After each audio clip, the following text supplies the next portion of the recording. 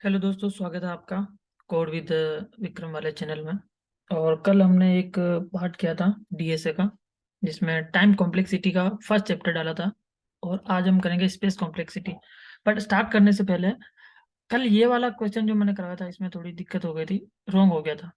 तो मैं ये बता देता हूँ कि एक्चुअल में मैं सोच रहा था इसका बिग ऑफ एन होगा इसका आंसर, बट नहीं हुआ। इसका आंसर था ये लोगन। अभी क्यों है इस चीज़ को मैं बता देता हूँ एक बार, उसके बाद हम अगला टॉपिक स्टार्ट करेंगे जो है space complexity. Space complexity complete होने के बाद एक्सरसाइज करेंगे, जिससे हमको स्पेस कॉम्प्लेक्सिटी कैसे निकालनी है और टाइम कॉम्प्लेक्सिटी कैसे निकालनी है कोड के अंदर, ठीक है। कैसे हम अप्रोच करेंगे तो वो चीज़ करेंगे आगे, ठीक है। तो स्टार्ट करने से पहले, वीडियो अच्छा लगा तो लाइक कर देना, कमेंट कर देना अगर कोई डाउट रह गया हो, कुछ आपको लगता है कि यहाँ पे ये चीज़ क्यों हुई तो कमेंट कर देना, मैं उसको रिप्लाई करूँगा, ठीक है। बाकी चैनल सब्सक्राइब कर देना। तो अभी स्टार्ट करते हैं। देखो ये वाली जो चीज़ है ना, इसका मैं सोच रहा था कि बिग ऑफ एन आंसर होगा, बट नहीं हुआ। देखो इसका रीजन क्या है, देखो बता देता हूँ। बिग ऑफ एन में क्या होता है, अगर एन में यूजर ने कुछ भी डाल दिया, 5 6 7 8 9 10, तो उतने टाइम लूप चलता है ऑब्वियसली। बट यहाँ पे क्या हुआ, ये जो आई है ना, इसी को मैनिपुलेट कर दिया मैंने। यह चीज गौर करके नहीं देखा। देखो के की कुछ वैल्यू है, ठीक है, और उसके साथ आई को मल्टीप्लाई करा रहे हैं बराबर।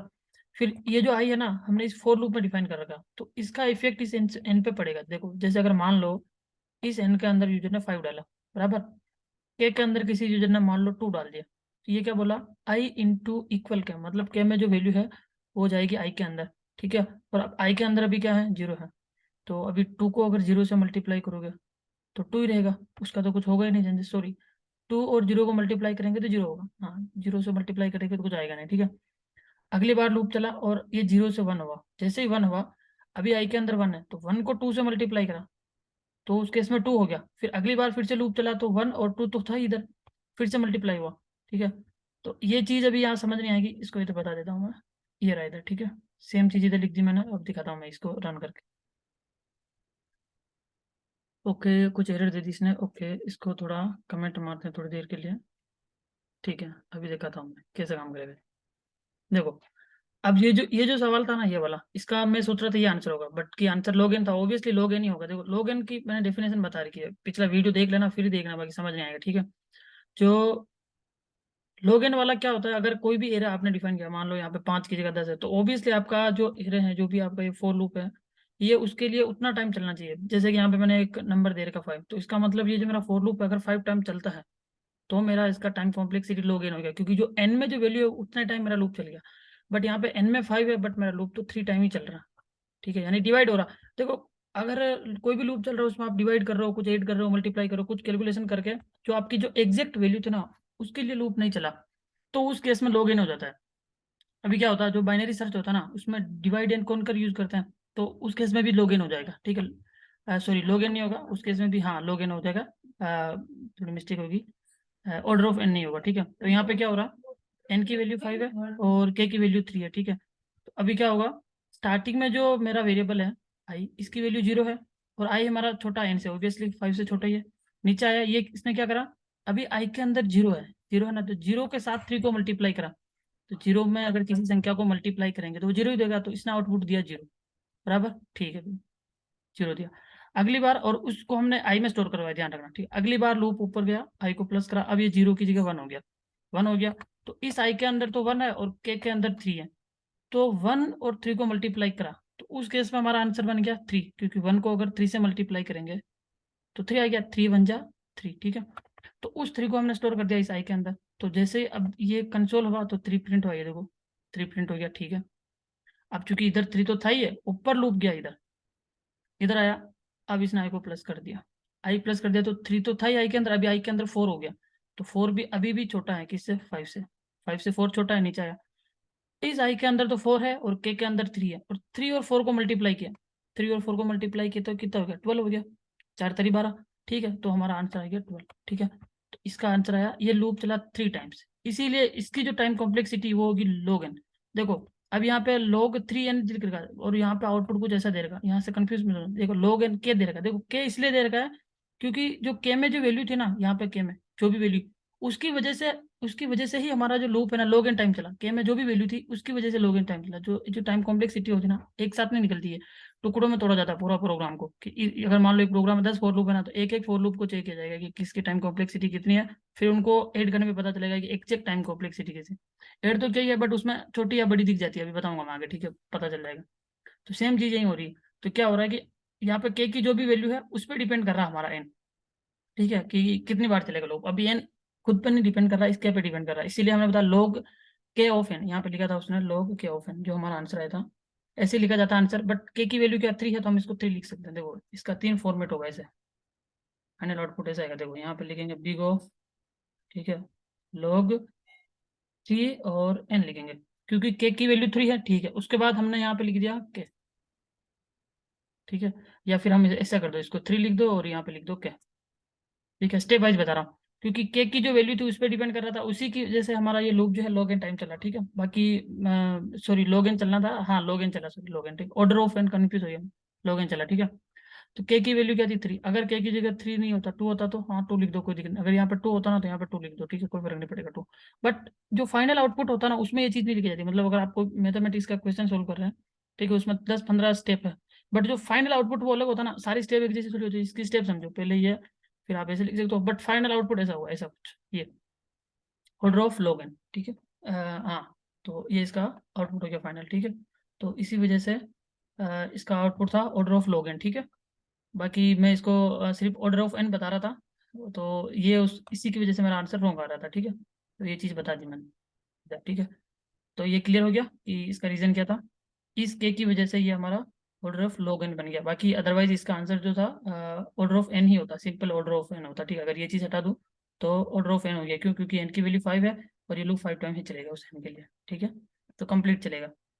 चलो ठीक है, ये हो गया। अभी आगे बढ़ते हैं आज के टॉपिक पे, और आज का है स्पेस कॉम्प्लेक्सिटी। इसकी डेफिनेशन देख लेते हैं। देखो, the space complexity of an algorithm और a computer program is the amount of memory space.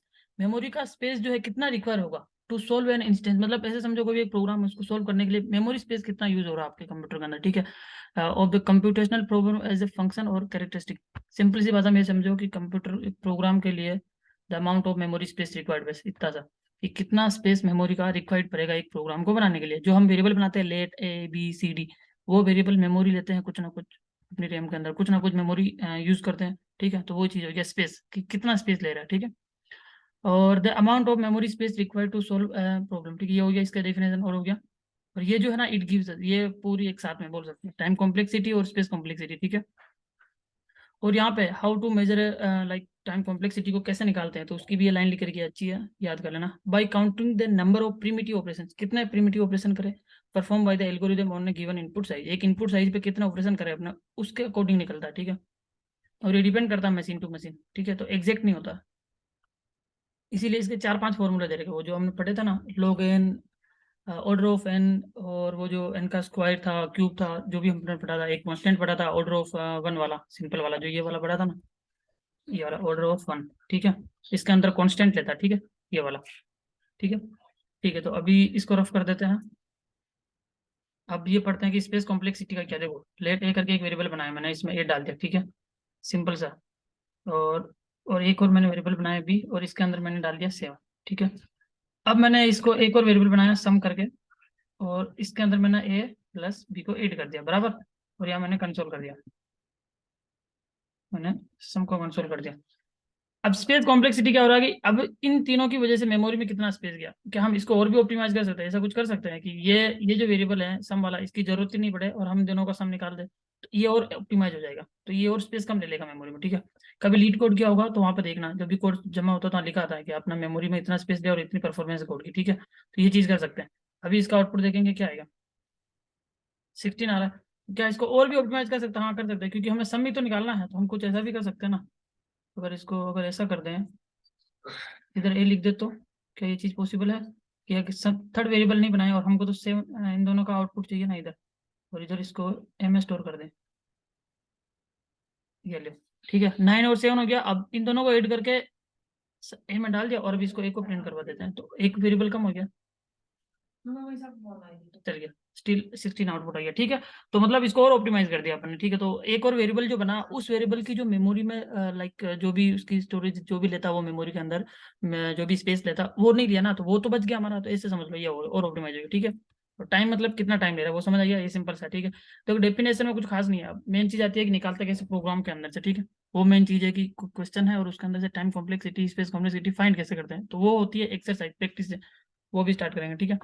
तो ये सिंपल समझा रहा था मैं डेफिनेशन एग्जांपल के थ्रू, ठीक है। ये कुछ एग्जांपल दिया मैंने, ठीक है, ये समझ गए, ठीक है। अभी हम स्टार्ट करते हैं एक्सरसाइज, ठीक है। तो टाइम कॉम्प्लेक्सिटी स्पेस कॉम्प्लेक्सिटी हो गया डन।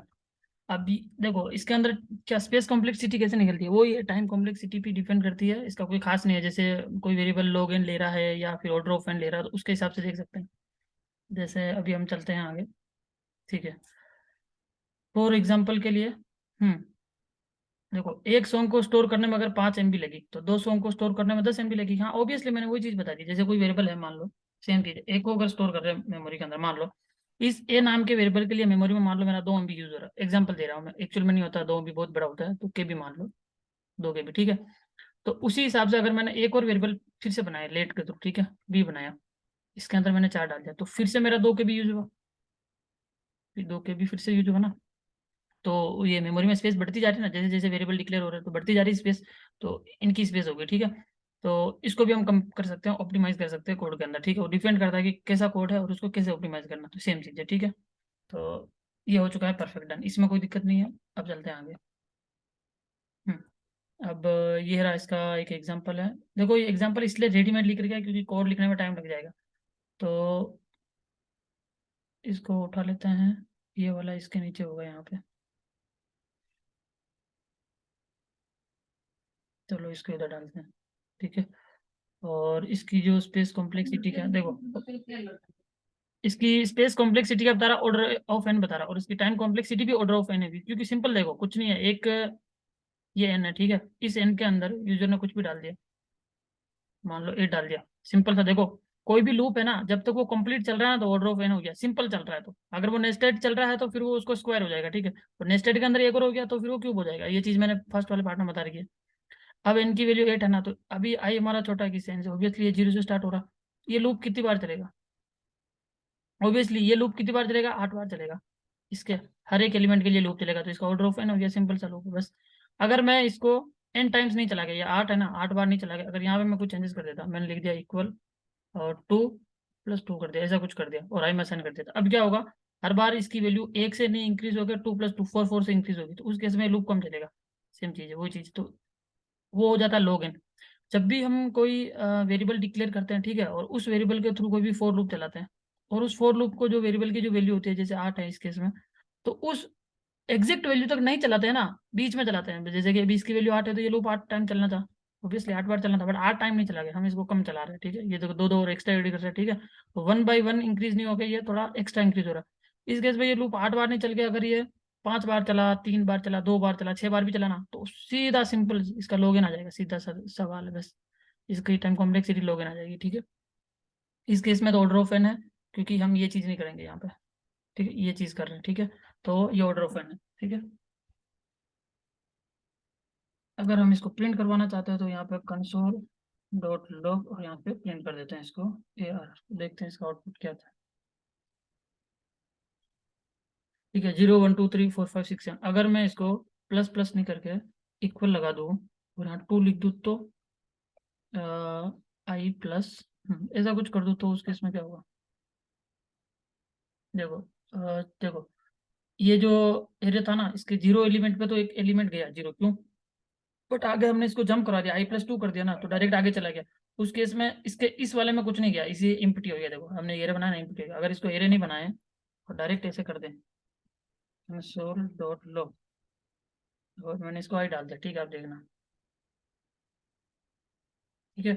0 2 4 और 6, यानी हमारा लूप कितनी बार चल रहा है, एक, ये नीचे एम्प्टी इसलिए दे रहा है क्योंकि ये एम्प्टी एरे है, तो इसकी जरूरत नहीं है, इसको कमेंट कर देता हूँ, देखना, 1 2 3 4, हमारा लूप कितनी बार चला, 4 बार। इसका मतलब अब इसकी टाइम कॉम्प्लेक्सिटी क्या होगी, अब इसकी टाइम कॉम्प्लेक्सिटी जो ये ऑर्डर ऑफ एन थी ना, ये नहीं रहेगी, अब ये बदल गई है, अब ये क्या होगी, लॉग एन होगी, ठीक है, ऑर्डर ऑफ लॉग एन होगी, log n होगा, ठीक है। log n क्यों भी बता दिया कि जब भी हम कोई वेरिएबल बना रहे हैं और उसी वेरिएबल के थ्रू देखो वेरिएबल कोई भी हो सकता है, एरे हो सकता है, स्ट्रिंग हो सकता है, कुछ भी हो सकता है, नंबर हो सकता है, इस केस में हमारे पास नंबर है, ठीक है। तो उसकी जो टोटल वैल्यू है, ठीक है, अब यहाँ एरे होता तो लेंथ होता, और इस केस में नंबर है तो 8 हो गया।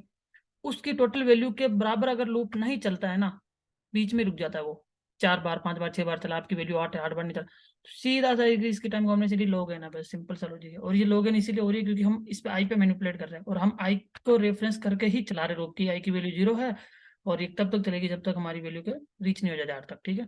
ये log n का हो गया। अगर ये i+2 हटा दूं यहाँ से मैं, ये मैंने मैनिपुलेशन हटा दिया, तो अब क्या होगा, इस केस में मेरा लूप बराबर 8 बार चलेगा, तो ये log n नहीं होगा, ये होगा ऑर्डर ऑफ n, क्योंकि जो आपने n की वैल्यू दी उतनी बार आपका लूप चलेगा, सिंपल सा। क्या हो गया इसको, अच्छा स्लो चल रहा है या नहीं, ठीक है, ठीक है। तो ये लूप अभी, अच्छा कुछ दिक्कत हो गई है, अच्छा अच्छा अच्छा, मैंने मिस कर दिया यहाँ पे, इसको फिर से असाइन कर दिया, लूप अनलिमिटेड चल गया, ठीक है। तो वो चीज अभी ये अभी देखो 8 बार चल गया लूप, तो इसकी वजह से ये क्या हो गया, ऑर्डर ऑफ एन। तो log n और ऑर्डर ऑफ एन समझ आ गया कंप्लीट की। अगर इसमें थोड़ा सा चेंजेस कर दे, 8 बार लूप नहीं चला गया, इसको थोड़ा कम चला दिया, ठीक है, और यहाँ पे चेंजेस करा तो वो log n हो गया, और अगर बस पूरा चल रहा है तो वो हो गया ऑर्डर ऑफ एन, ठीक है, कंप्लीट हो गया। आगे चलता है, अगला देखते हैं। अब मैं आपसे सवाल पूछूंगा, बताना मेरे को। और यहाँ पे जैसे कि ये उठा लेते हैं, ठीक है। ये एग्जांपल दे दिया यार, अभी इसको खेलिए, नेचुरल नंबर का लेते हैं, जैसे कि ये रहा इधर। ठीक है, इसको बड़ा करना दो यार, थोड़ा कंफ्यूजन हो जाएगा कौन सा उठाना मेरे को। अब ये तो उठा लिया मैंने अभी इसका एग्जांपल, जैसे कि find first and natural number, हाँ ये रहा, ये वाला। और ये इसका फॉर्मूले के साथ भी है, ठीक है। इसको उठा लेते हैं, कंट्रोल C, आ जाओ इधर कोड के अंदर, ठीक है। अब इसको ऑप्टिमाइज कैसे करते हैं वो चीज़ देखो, इसको हटा दो, इसका हो गया डन, इसको डाल देते हैं इधर, ठीक है। आ जाओ इधर, और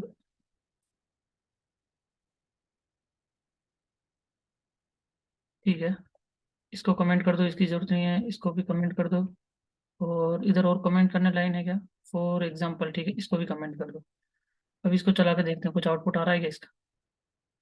ओके, तो इसको कमेंट कर दो थोड़ी देर के लिए, ठीक है। देखो अभी हम क्या करेंगे, इधर ये क्या बोल रहा है कि for example let find first n natural number, starting है कोई भी एन नेचुरल, नेचुरल नंबर मतलब जो 1 से स्टार्ट होता है, बाकी एन तक चलेगा, एन की जो भी वैल्यू होगी, एन की वैल्यू इस केस में 7 है, तो आई की वैल्यू 0, आई लेस देन एन है, और आई प्लस प्लस होगा, और सम इक्वल सम प्लस होगा, आई की जो वैल्यू होगी वो सम में ऐड हो जाएगी, क्योंकि हमने सम डिक्लेयर नहीं करा, तो यहाँ पे सम डिक्लेयर कर देते हैं, ठीक है। और सम के अंदर कुछ भी स्टार्टिंग वैल्यू नहीं देते हैं, इसको ऐसे ही डिक्लेयर करके छोड़ देते हैं। अभी चला के देखते हैं क्या होता है इसका, नोट अ नंबर, ओके। तो नोट ए नंबर दे दिया इसने, कुछ लिया ही नहीं, तो हम क्या करें, इसको थोड़ा डिक्लेयर कर देते हैं कि भाई नंबर है, तो इसको बता देते हैं कि 0 डाल के भी तू एक नंबर है बता। 21 आ गया इसका आंसर। देखो क्या करा इसने कि 0 से आगे देखो, आई इक्वल 0 है, 0 से अब 0 को ऐड करके क्या ही हो जाएगा, समझो अगर 1 में अगर 0 ऐड करा तो 1 नहीं रहेगा ना, उससे कोई फर्क तो पड़ेगा ही नहीं, तो इसको 0 से इनिशियलाइज कर दिया, ठीक है। और स्टार्टिंग वैल्यू 0 है, और आई कब तक चला, जब तक एन है, एन की वैल्यू कितनी 7, तो अब 1 से लेके 7 तक का जो भी फर्स्ट नेचुरल नंबर था उसको ऐड किया, मतलब 1 2 ऐड हुआ, फिर 3 ऐड हुआ, फिर 5, तो हमारा आउटपुट कितना है 21, ठीक है। और ये हमने कैसे किया, एक लूप के थ्रू करा, ठीक है, बराबर। अब एग्जाम सामने वाले ने किसने बोला भाई इसको और ऑप्टिमाइज कर, ऐसा अगर कोई इसका, और अभी इसका जो time complexity order of n, अब मैंने बता दिया ऑर्डर ऑफ एन क्या, ठीक है, पिछले में बताया है। ऑर्डर ऑफ एन मतलब समझ लो कि एक वेरिएबल बना रहे हो आप एन करके, और उसके लिए कोई लूप चल रहा है, और वो लूप उस वेरिएबल की वैल्यू तक चल रहा है, लास्ट वैल्यू तक, इसकी लास्ट वैल्यू क्या 7 है, तो 7 ही होगा हाईएस्ट वैल्यू, उस वैल्यू तक चल रहा है, मतलब ऑर्डर ऑफ एन है। अगर ये 7 बार नहीं चल गया, 3 बार लूप चला होता ना, तो लॉग इन हो जाता, सिंपल सा, बस इसमें कुछ ज्यादा पहाड़ तोड़ने वाले सीन नहीं है, ठीक है। ऑर्डर ऑफ एन हो गया, ठीक है। अब सवाल ये उठता है कि आप इसको ऑर्डर ऑफ एन की जगह, ऑर्डर ऑफ एन तो बड़ा हो गया ना, ये मैंने सीक्वेंस बताई थी, बता देता हूँ यहाँ पे। सबसे छोटा कौन सा होता है, ऑर्डर ऑफ कांस्टेंट, जिसको ऑर्डर ऑफ 1 बोलते हैं, ठीक है। और इसके बाद होता है ऑर्डर ऑफ लॉग एन, क्योंकि ये भी से, हाँ इसके जस्ट बड़ा होता है, उसके बाद उससे बड़ा होता है order of n, order of n, ठीक है। ये सबसे देखो, ये सबसे छोटा हो गया, मतलब सबसे बेस्ट केस, ये ठीक ठाक है। और ये वाला फिर ये ठीक ठाक है, मतलब एवरेज मान लो, ठीक है। सबसे बेस्ट ये होता है क्योंकि इसके अंदर एक ही बार में सिर्फ एक ही लाइन में आपका कोड चल गया। बट लॉग इन के अंदर क्या होगा, अगर मान लो तेरे में 5 एलिमेंट है, और आप 5 पे नहीं चला के सिर्फ 2 या 3 पे चला रहे हो, तो वो लॉग इन हो गया, मतलब ठीक है बीच में चला। बट एन का मतलब पूरा परफेक्ट चलेगा, जो भी एरिया में अगर 5 एलिमेंट है तो 5 के लिए पूरा चलाना पड़ेगा, इसके बाद 2 और होते हैं इसके बड़े, ठीक है। एक ये होता है ऑर्डर ऑफ 10 स्क्वायर होता है, ठीक है, जो मैंने बता रखा है वीडियो में, देख लेना पीछे अच्छे से एग्जाम्पल देगा, ठीक है। तो ये इसका स्क्वायर हो जाएगा, ऐसे समझ लो। और ठीक है, और एक होता है एन ऑफ क्यूब हो गया, मतलब ठीक है, ये एन एन से मल्टीप्लाई हो रहा है, और एन एन से 3 टाइम मल्टीप्लाई हो रहा है, तो इसकी 5 स्टेप थी, ठीक है, ये चीज़ है। ये देख लेना, ठीक है, इसको हटा दो। अब सवाल ये उठता है कि क्या ऑर्डर ऑफ एन की जगह, अब इससे बढ़िया क्या होता है, ऑर्डर ऑफ एन से एक चीज और भी बढ़िया होती है ना, दो चीजें होती है, एक तो ऑर्डर ऑफ लॉग एन हो गया, हाँ लॉग एन हो गया, और इससे बढ़िया एक और ये होता है ऊपर वाला, कौन सा, ऑर्डर ऑफ कॉन्स्टेंट के लिए होता है ना ऑर्डर ऑफ वन, यानी कि एक लाइन में स्ट्रेट फॉरवर्ड काम हो गया, ठीक है। लॉग एन में अगर लूप चल रहा है तो ऑब्वियसली 4-5 बार तो चली जाएगा ना, बट इसके अंदर एक लाइन में हो गया। तो इस एन से बढ़िया कौन सा है, लॉग एन से बढ़िया कौन सा है, ऑर्डर ऑफ वन, ये कॉन्स्टेंट वाला, तो ये वाला करेंगे, ठीक है। अब सवाल ये उठता है इसको ऑप्टिमाइज करो, तो इसको ऑप्टिमाइज करने के लिए देखो इधर एक फॉर्मूला है, इसको थोड़ा कमेंट हटाते हैं, इसको मारते हैं कमेंट थोड़ी देर के लिए, ठीक है। चलो इधर आ जाते हैं, यहाँ पे एक फॉर्मूला है मैथमेटिक्स का, n × n+1, उसमें भाग दिया 2 का, तो उस केस में जो भी हमारा आंसर आता है ना वो आ जाता है हमारा 10 नेचुरल नंबर। तो ट्राई करते हैं इसको, n की वैल्यू मान लेते हैं 7, अभी 21 आया था, ठीक है। और एक सम बना देते हैं, लेट सम, और सम की वैल्यू भी है 0, ठीक। उसके बाद इसको, अब देखो एक लाइन में आंसर आएगा तो इसकी ऑर्डर ऑफ वन हो गया, देखो order of one time complexity कब होता है, जब एक ही लाइन में काम हो गया, ठीक है, वो कुछ चला ही नहीं। अब देखते हैं इसको क्या है, सम में बता रहा है एरर आइडेंटिफाई है सम ऑलरेडी डिक्लेयर, ओके सम कहाँ डिक्लेयर कर रखा है अभी, ओके सम मैंने दो दो बार डिक्लेयर कर दिया, ओके ओके ठीक है, ठीक है, इसकी जरूरत नहीं है, क्योंकि सम यहाँ पे भी डिक्लेयर कर दिया लाइन नंबर 16 में, ठीक है। अभी चला के देखते हैं इसको, इसका आउट तो 28 आ गया इसका तो आउटपुट, और इसका 21, ये क्या हो, तो मिस्टेक हो गई, कुछ मिस्टेक कर दी कोड के अंदर मैंने, बताओ जल्दी से, कोई कमेंट करेगा। 1 + 2 + 3 + 4 + 5 + 6 और +7, हाँ यार 28 होता है इसका तो, सही है यार, ये तो सही दे रहा फॉर्मूला, यानी अपना लूप गलत हो गया, देखो फॉर्मूला सही है, 28 होता है, मैंने अभी एड करके देखा, मैंने देखा ही नहीं इसको। तो भाई ये हमारा फॉर्मूला देखो एक लाइन में चल गया ना, और हमारा आंसर आ गया, ठीक है 28 होता है, मतलब इसने क्या करा होगा, इंक्लूड नहीं करा होगा शायद, मेरे हिसाब से यहाँ पे शायद 1 होगा मेरे हिसाब से। अभी इसको चला के देखते हैं, इसको कमेंट करते हैं, इसका आउटपुट 28 चाहिए, ठीक है 22 आ रहा, मतलब मुझे लग रहा है इसको शायद 1 से स्टार्ट करना पड़ेगा ना, नहीं यार 22 दे रहा, नहीं नहीं नहीं, सॉरी सॉरी, लेस देन चला, इक्वल करना पड़ेगा, अभी अभी अभी सही चलेगा, 29 दे दिया, ओके तो ये 0 से ही चलेगा, मिस्टेक मिस्टेक, हमने कोड में मिस्टेक कर दिया, कंप्यूटर की क्या ही गलती है बताओ। और इसको 0 से इनिशियलाइज करेंगे, 1 से नहीं करेंगे, परफेक्ट 28 हो गया, ठीक है। ओ यहाँ पे क्या लेस देन कर दिया ना, तो ये 6 बार चल गया, हमारा जो लूप है 7 बार निकला, 6 बार चल गया, ठीक है ठीक है। मिस्टेक निकल गई, देखो हमने लूप में मिस्टेक कर दी, बट हमारा फॉर्मूला गलत नहीं हुआ, देखा मैथमेटिक्स कितनी स्ट्रॉन्ग है। फॉर्मूला वाला वैसे आप नहीं भेजा, आपका 21 नहीं आएगा, आपका आंसर आएगा 28, और मैंने भी ध्यान नहीं दिया इस चीज़ में, ठीक है। इसको अभी आउटपुट करते हैं, और इसको भी कमेंट कर देते हैं, ठीक है 28 परफेक्ट। तो अभी समझ आ गया कि अगर कोड दे रखा है उसको ऑप्टिमाइज कैसे करना है, ये हो गया सिंपल सा लॉजिक, ठीक है। ये अपना नॉर्मल था, इसका जो था ऑर्डर ऑफ एन, ठीक है, ऑर्डर ऑफ एन था ऑब्वियसली, क्योंकि 7 लिखा है तो 7 बार लूप चला, ठीक है, 0 से 7 के लिए, ठीक है, ऑर्डर ऑफ एन हो गया। और ये हो गया ऑर्डर ऑफ वन, सबसे बेस्ट, मतलब सबसे कम मेमोरी। अब इसके लिए क्या है, एक चीज मैंने देख रखी है, अगर इधर बताऊं मैं, जावा स्क्रिप्ट के अंदर एक इधर एक कोड है, मतलब एक तरीके से बोल सकते हैं प्री डिफाइंड फंक्शन है, उसका यूज करके हम ये चेक कर सकते हैं कि जो हमारा जो करंट जो कोड चल रहा है अभी, रन जो कोड हो रहा है ना, वो कोड कितना टाइम ले रहा है, हम आउटपुट में दिखा सकते हैं अभी कंसोल पे। मैं चाहता हूँ ये चेक करना कि मेरा कोड जो है एक्चुअल में कितना टाइम ले रहा है, तो ये चीज़ हम कर सकते हैं इसके अंदर, ठीक है। तो अभी हम यही चीज़ करेंगे, तो इसके लिए एक फंक्शन होता है, मैं लिखता हूँ उधर, ठीक है, लेट स्टार्ट करेंगे, और उसको ऐसे डिफाइन करते हैं, परफॉर्मेंस डॉट नाउ। ये एक फंक्शन है, ये क्या करता है, ये परफॉर्मेंस ये बताता है कि हमारा जो कोड है ना कितना टाइम ले रहा है रन होना, मतलब 0 सेकंड, 1 सेकंड, 2 सेकंड, मिली सेकंड, माइक्रो सेकंड, एग्जैक्ट हमको बताएगा अभी, देखना, ठीक है। तो इसको मैं डिफाइन कर रहा हूँ, परफॉर्मेंस डॉट नाउ हो गया इधर, ठीक है, स्टार्ट हो गया मेरा, और उसके बीच में मैंने ये लिख दिया, बीच में जो भी कोड लिखना लिख दो, ये फंक्शन ऊपर स्टार्ट हो गया, और उसके बाद इसको एंड कर दो यहाँ पे, जैसे कि इसको मैंने एंड कर दिया, लेट एंड करके वेरिएबल लिखा, सेम चीज लिखनी पड़ेगी, परफॉर्मेंस डॉट नाउ, ठीक है, सेम चीज लिख दी, ऊपर हमने स्टार्ट कर दिया और बीच में इसको एंड कर दिया। अब क्या होगा, स्टार्ट और एंड के बीच का हमको डिफरेंस देखना है, तो एक लेट करके सम करके एक वेरिएबल बनाते हैं, सम तो ऑलरेडी बना रखा है तो टोटल करके बना देते हैं, ठीक है। अब हम क्या करेंगे, स्टार्टिंग जो हुआ हमारा कोड और एंड जो हुआ उसके बीच में इसको कितना टाइम लगा, ठीक है, उसको हम निकालेंगे, तो हम माइनस करेंगे, अब ऑब्वियसली माइनस कर देते हैं, तो हम अगर एंड में से माइनस करें स्टार्ट को, ऐसे कुछ करना पड़ेगा ना, एंड में से स्टार्ट को माइनस करते हैं और इसको कंसोल करते हैं, कंसोल डॉट लॉग और टोटल, ठीक है। अभी देखते हैं इसका आउटपुट क्या आता है, देखो 4.82 के समथिंग लग रहा है, देखो ये डिपेंड करता है मशीन के ऊपर भी, क्योंकि अभी मेरे पास जो लैपटॉप है, हो सकता है मेरे लैपटॉप की रैम कम हो, उसके अंदर नेटवर्क इशू हो सकता है, स्पीड जो एक्यूरेट नहीं आएगी, परफॉर्मेंस, ठीक है, वो डिपेंड करता है ना नेटवर्क को। मेरा भी जैसे कि ऑनलाइन वीडियो बना रहा हूँ तो सिग्नल कितना आ रहा है मेरे को, या मेरा जो लैपटॉप उसकी स्पीड कितनी है, उस पर भी डिपेंड करता है। अभी ऐसे मान लो ये 4 सेकंड लगा रहा है, ऐसे मान लो, या 4 मिली सेकंड, सेकंड तो क्या यार, मिली सेकंड क्लिक करते आ रहा ना, हाँ, तो सेकंड तो नहीं है, मिली सेकंड, माइक्रो सेकंड, कुछ भी मान लो। इसका आउटपुट ऑलमोस्ट 4.62 आ रहा है, बाकी को इग्नोर मार दो, ठीक है। अगर यही चीज अगर इस पर कर दें तो क्या होगा, इधर ट्राई करके देखते हैं, ठीक है। सेम चीज इधर लगाते हैं और इसको थोड़ा कमेंट कर देते हैं, इसकी भी जरूरत नहीं है, 4.62 समथिंग आ रहा ना, ठीक है।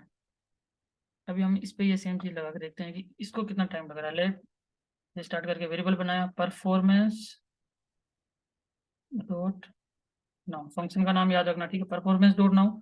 और इसको हमको सबसे लास्ट में लगाएंगे लेट, और यहाँ पे हो गया and performance dot now, same चीज लगा दी, ठीक है। अब क्या होगा, एंड को निकालेंगे इसके अंदर से, तो टोटल करके एक वेरिएबल बनाते हैं और इसके अंदर स्टार करते हैं, एंड में से माइनस करते हैं स्टार, ठीक है। और उसके बाद इसको कंसोल करते हैं। अब देखते हैं कि इसको कितना टाइम लगा, ठीक है, बाकी तो सारा सेम टू सेम ही है। अभी इसको रन करके देखते हैं कितना लगा टाइम। कुछ एरर दे दी इसने, okay, let and identify, okay okay, and and कहाँ मिस्टेक करी है हमने, let and performance don't know, okay, हमने इक्वल का साइन नहीं लगाया, ठीक। Okay, n is question identify already declare, okay, n को ऑलरेडी कहाँ डिक्लेयर कर रखा, ओके ओके, यहाँ डिक्लेयर कर रखा है, तो इसको कमेंट मार दो। ये देखो यहीं पे परफॉर्मेंस देखिए आपको 6.18 समथिंग लग रहा है। अगर मान लो अगर माइक्रो सेकंड भी लग रहा है ना, तो जो हमारा ऑर्डर ऑफ लॉग इन है, obviously order of log in में टाइम लगता है, तो ऑर्डर ऑफ लॉग इन में क्या हो रहा है, हमारा लूप 7 बार चल रहा है, हमने 7 दे दिया। अगर यहाँ पे 8-10 होता तो ऑब्वियसली 10 बार लूप चलता, तो हमारा टाइम लगा 6.18 मिली सेकेंड। और जबकि हमने इसको ऑर्डर ऑफ एन नहीं करके, जो हमारा सबसे बेस्ट केस होता है, ऑर्डर ऑफ वन सबसे बेस्ट केस जिसके अंदर कॉन्स्टेंट होता है, ऑब्वियसली एक फॉर्मूला लगा, ये कॉन्स्टेंट है, ठीक है। एक लाइन में हमारा कोड चला तो उसको कितना टाइम लगा था, 4.18 समथिंग आया था। अभी हम इस दोनों को अगर एक साथ करना चाहें तो भी कर सकते हैं ना एक साथ। तो ऐसा करते हैं, सिर्फ इसी लाइन को कमेंट हटा देते हैं, दोनों का आउटपुट एक साथ देखते हैं, सम की जगह टर्म लिख देते हैं, इसको नाम चेंज कर देते हैं, ठीक है, ताकि ये सेम वेरिएबल की दिक्कत नहीं करेगा, और इसको भी टर्म कर देते हैं, ठीक है। बाकी ऊपर की वैल्यू ले लेगा, अभी चला के देखते हैं इसको। ओके, तो इसने नीचे वाला आंसर दे दिया, ऊपर वाला आंसर नहीं दिया। ओके ओके, ऐसा हो गया, ठीक है। बाकी डिफरेंस बता दिया मैंने, ठीक है। अभी इसको कमेंट कर देते हैं फिर से, इसने अलग अलग नहीं दिया ना, आंसर एक साथ ही दे दिया। ओके, तो ऐसा क्यों हुआ, ऐसा क्यों हुआ, ऐसा क्यों हुआ, एक सेकंड एक सेकंड, मैंने इसको शायद इसको कमेंट हटाना था मेरे को, और ये परफॉर्मेंस वाला शायद कमेंट नहीं था, इसीलिए नहीं चला ना। ठीक है, ये भी सही है, और ये भी कमेंट हटाना है। ओके ओके, अभी दोनों का आंसर आएगा, अभी देखते हैं। ओके, तो स्टार्ट और एंड हमारा वेरिएबल 2 बार डिक्लेयर हो रखा है, तो वेरिएबल में भी चेंजेस करना पड़ेगा। कुल मिला के हम खुद से देख सकते हैं कि हमारा जो कोड है कितना टाइम ले रहा है, हम खुद से देख सकते हैं, ठीक है। इसमें थोड़ा कुछ चेंजेस कर देते हैं, एंड को डबल कर देते हैं, इसको टी बना देते हैं, और इसको भी टोटल को एल डबल कर देते हैं, ठीक है। ये सेम सेम वेरिएबल डिक्लेरेशन की प्रॉब्लम नहीं होगी, ठीक है। अभी स्टार्ट करते हैं, देखो कुछ दिखा अंतर, ये क्या ले रहा है, अभी देखो, अभी 0.07 लिया इसने, क्यों, क्योंकि मेरी नेटवर्क की स्पीड पे भी फर्क पड़ेगा ना, भाई मेरा नेट कितना फास्ट चल रहा है उस हिसाब से। बट अल्टीमेटली अपने को ये पता चल गया कि सबसे बेस्ट केस कौन सा है, ऑब्वियसली सबसे कम टाइम कौन सा ले रहा है, ये वाला ऑर्डर ऑफ वन कांस्टेंट, क्योंकि एक लाइन में आंसर हो गया ना, इसके अंदर लूप वगैरह कुछ चला ही नहीं, ठीक है। ठीक है, और ये वाला जो थोड़ा टाइम ले रहा है ऑर्डर ऑफ एन, क्योंकि इसके अंदर जो लूप है उसके लिए ये चलेगा जितना 7 8 9 जो भी है, ठीक है। ये डिफरेंस दिख गया अपने को, ठीक है। वीडियो लंबी हो गई यार काफी, अभी नेक्स्ट वीडियो बनाएंगे, ठीक है। अब ये हो गया इसका डन, और अब अगली वीडियो निकाल देंगे, उसके अंदर फिर से हम एक्सरसाइज करेंगे, ठीक है। उसके अंदर 5-6 क्वेश्चन लेंगे, और फिर 5-6 करके ऐसे 30-35 क्वेश्चन निपटा देंगे, ताकि पूरा एकदम मक्खन जैसा फिट हो जाएगा, ठीक है। टाइम कॉम्प्लेक्सिटी कैसे निकालते हैं, ठीक है। मिलते हैं नेक्स्ट वीडियो में।